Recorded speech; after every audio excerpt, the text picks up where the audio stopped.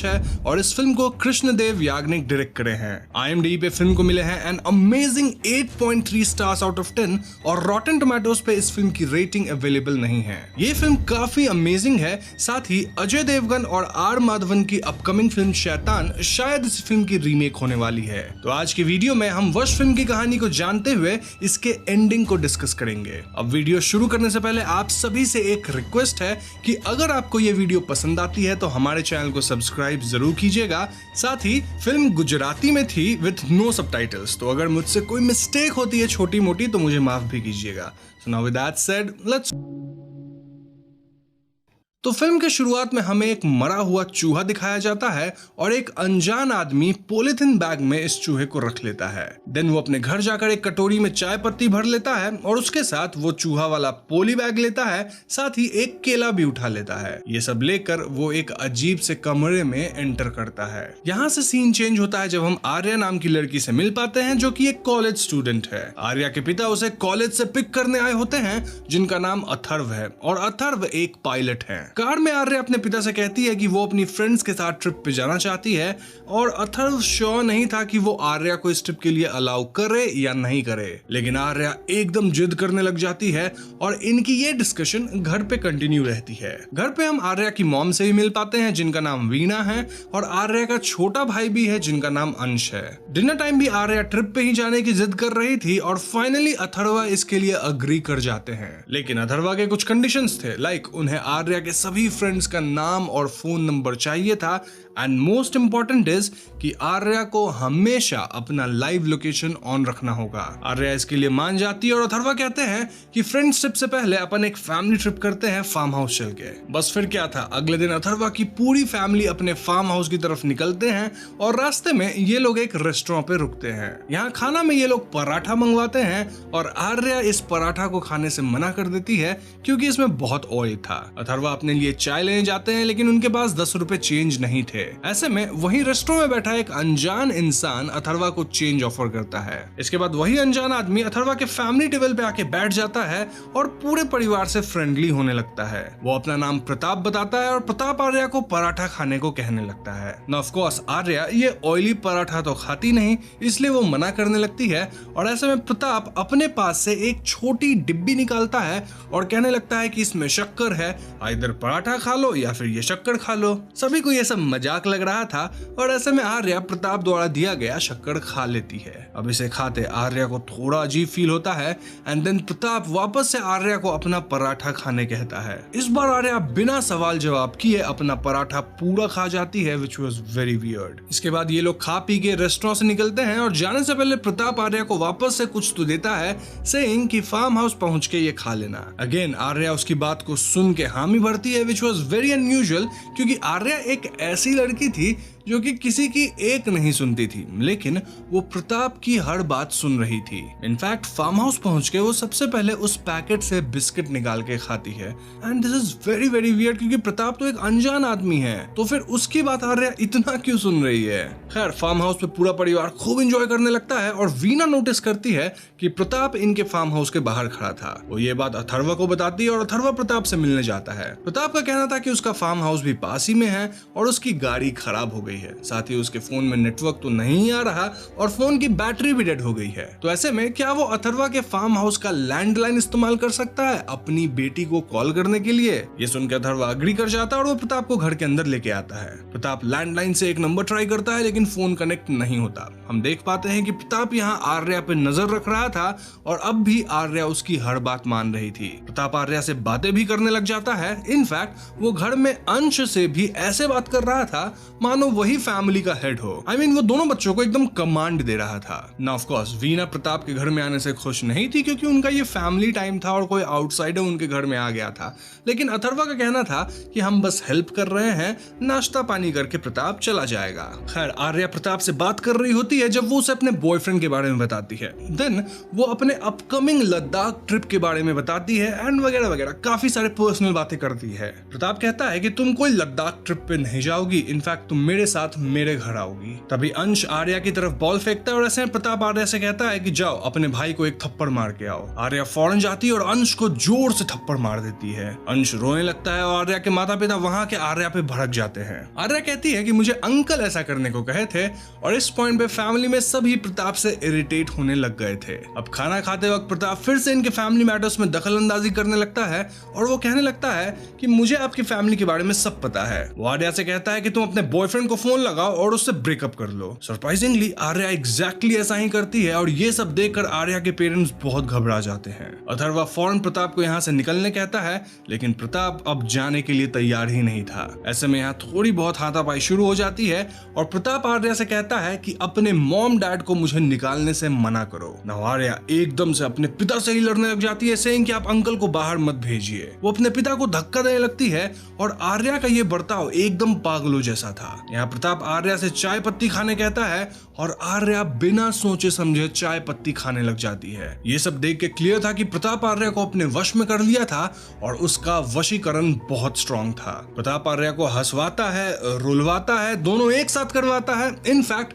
आर्या से कह के उसके ही पिता को थप्पड़ तक मरवा देता है। ना प्रताप आर्या से कह के सबसे पहले सबका मोबाइल तोड़वाता है, देन लैंडलाइन का केबल कटवाता है और फिर अपना पांव दबवाने लगता है। प्रताप कहता है कि वो आर्या को अपने साथ ले जाना चाहता है और ये सुन के आर्या के माता पिता गिड़गिड़ाते हुए कहते हैं कि प्लीज ऐसा मत करो। प्रताप कहता है कि आप लोग आर्या को मेरे साथ जाना अलाउ करो, वरना मैं आपके बिना मर्जी के भी आर्या को ऑर्डर देके भी यहाँ से ले जा सकता हूँ। आपका परमिशन तो इसलिए इम्पोर्टेंट है क्योंकि अभी प्रॉपर सेंड ऑफ नहीं हुआ तो फ्यूचर में कहीं आर्या के अंदर अपने पेरेंट्स यानी आपके लिए प्यार जाग जाएगा तो मेरा वशीकरण टूट जाएगा। तो आप कह दो कि आप अपनी बेटी को आजीवन अर्पण कर रहे हो मेरे लिए और मैं आर्या को लेके आप सबको बिना हार्म किए यहाँ से निकल लूंगा। अथर्वा सीधा मना करता है और बोलता है कि कुछ भी हो जाए हम अपनी बेटी को तुम्हें नहीं सौंपेंगे। एंड अथर्वा पूछता भी है कि तुम हमारे साथ ऐसा क्यों कर रहे हो। इसमें प्रताप कहता है कि मैं एक राक्षस जैसा हूँ, कोई मेरे सामने तड़पता है और गिड़गिड़ाता है तो मुझे बहुत अच्छा लगता है। ऐसा कह के प्रताप आर्या को एक लात मारता है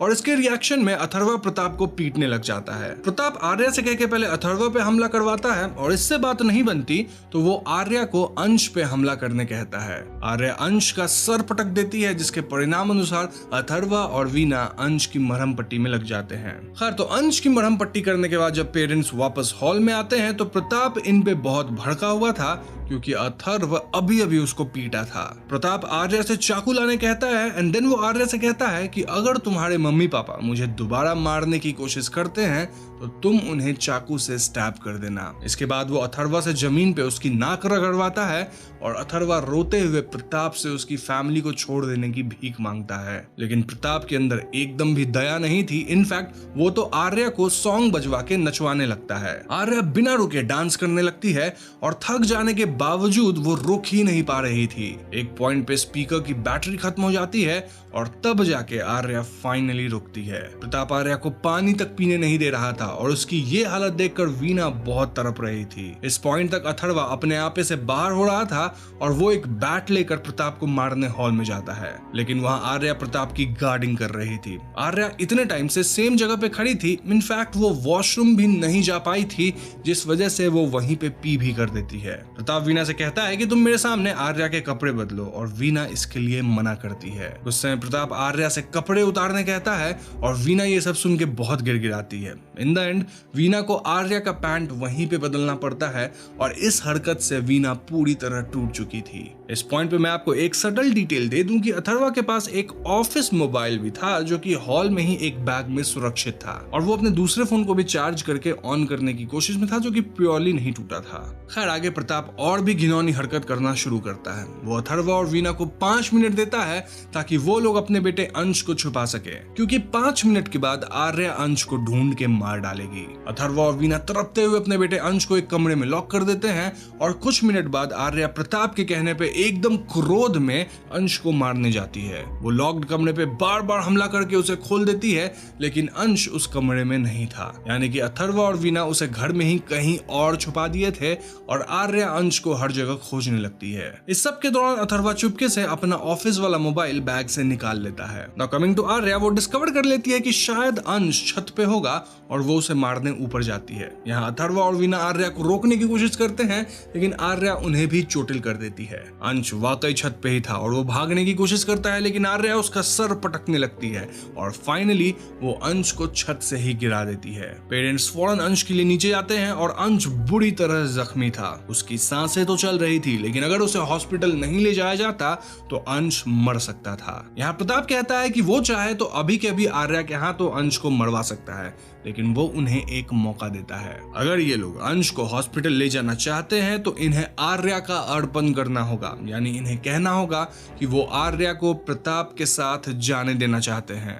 इस परिवार की हालत इतनी खराब थी कि ये लोग चिल्लाते हुए फाइनली कह देते हैं कि हम अपनी बेटी को तुम्हें अर्पण करते हैं। जाने से पहले अथर्वा अपनी बेटी को हक करता है और उसके पैंट के पॉकेट में चुपके से मोबाइल डाल देता है ताकि वो अपनी बेटी के लोकेशन को ट्रैक कर पाएगा। इसके बाद प्रताप आर्या को लेकर चला जाता है और अथर्वा अपनी बीवी वीणा से अंश को हॉस्पिटल ले जाने कहता है। मीनवाइल वो खुद आर्या के लोकेशन को दूसरे फोन में ट्रैक करते हुए उसे ढूंढने लगता है। ट्रैकिंग करते हुए अथर्वा एक अजीब लोकेशन पे पहुंचता है जो कि मोस्टली प्रताप का अड्डा था और यहाँ प्रताप कई लड़कियों को अपने वशीकरण का शिकार बना के रखा था। इन लड़कियों को वो जेल जैसी जगह में रखता था और इनसे हर तरह के काम करवाता था। प्रताप आर्या से कहता है कि यहाँ की लड़कियां तुम्हारी बहनें हैं और अब तुम यहाँ रह के मेरा कामकाज करोगी। अब जब अथर्वा इस लोकेशन में घुसता है तो प्रताप के वशीकरण में फंसी लड़कियां उस पे हमला कर देती हैं। वो लोग अथर्वा को बुरी तरह मारती हैं और अथर्वा चोटिल होकर जमीन पे पड़ा था। अथर्वा जानता था कि वो अब मारा जाएगा, इसलिए वो एक आखिरी ख्वाहिश रखता है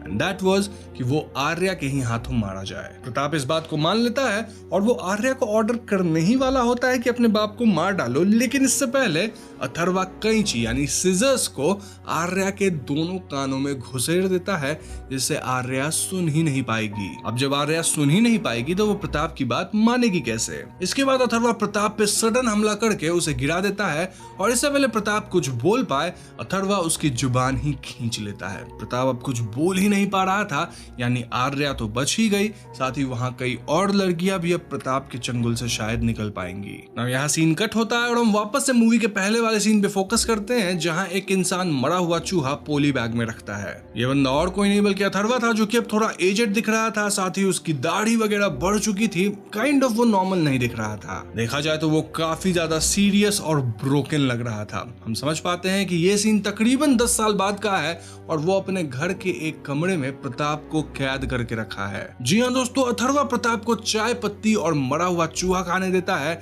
और उसके सामने खुद केला खाता है। प्रताप गिड़गिड़ा रहा था कि मुझे भी केला खाने दो, लेकिन उसे केला नहीं दिया जाता। तो इसका मतलब आप लोग समझे, अथर्वा इतने सालों से प्रताप को अपने कैद में तरपा रहा था, ठीक उसी तरह जिस तरह प्रताप अथर्व की फैमिली को तरपाई थी उस रात। अथर्व यहाँ प्रताप से कहता है कि तू खुद को शैतान कहता था ना, लेकिन तेरे लिए मैं ही शैतान हूँ। इसके बाद अथर्वा वापस अपने घर के अंदर आता है, जहाँ हम वीणा और उसके बेटे अंश की तस्वीर देखते हैं। हम समझ पाते हैं कि वो दोनों उसी रात हॉस्पिटल जाते वक्त एक्सीडेंट में मारे गए थे। इनफैक्ट आर्या भी आज तक वशीकरण से बाहर नहीं आ पाई है। हम आर्या को देख पाते हैं जो कि बहुत बुरे हाल में थी, मानो वो कोई जिंदा लाश हो, और अथर्वा यहाँ अपनी बेटी को अपने हाथों से पानी पिलाता है।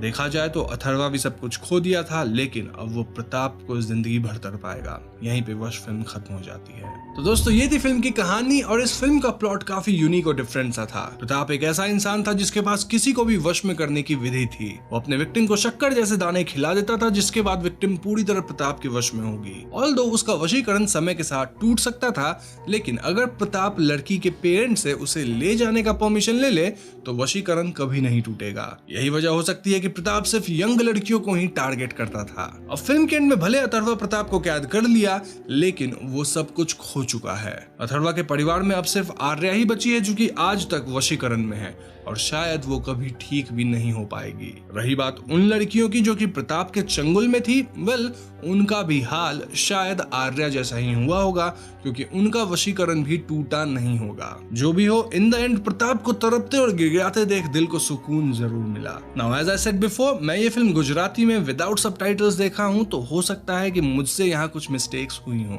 अगर ऐसा है तो कमेंट्स में मुझे जरूर करेक्ट कीजिएगा। वैसे गुजराती मुझे सरप्राइजिंगली ठीक ठाक समझ आ रही थी, मुझे भी नहीं पता था कि मुझे आती है समझ। हिंदी से काफी सिमिलर साउंड कर रहा था, मे बी इसलिए। एंड यस, शैतान फिल्म इसी फिल्म की काइंड ऑफ रीमेक है, तो उस फिल्म का मुझे बहुत बेसब्री से इंतजार है। जब भी वो फिल्म आएगी तो ऑफ कोर्स मैं अपने चैनल पे कवर करूंगा ही ना। मुझे वश मूवी काफी पसंद आई है एंड आई होप कि शैतान भी ऐसी ही अमेजिंग फिल्म हो। आप भी बताइएगा आपको ये फिल्म कैसी लगी। ना वीडियो पसंद आई हो तो लाइक और शेयर कीजिएगा, साथ ही चैनल पे नए हैं तो हमें सब्सक्राइब भी कीजिएगा, क्योंकि हम अपने चैनल पे ऐसी वीडियोस लाते रहते हैं। पीस।